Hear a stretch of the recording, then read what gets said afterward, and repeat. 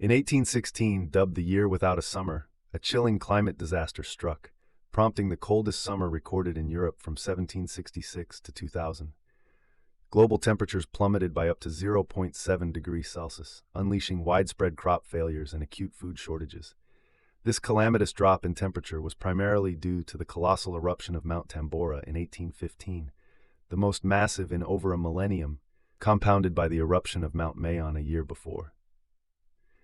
The devastating impact of these volcanic events offers a stark reminder of nature's ability to drastically alter our climate and highlights the significance of understanding volcanic activity's potential consequences on global food security and weather patterns.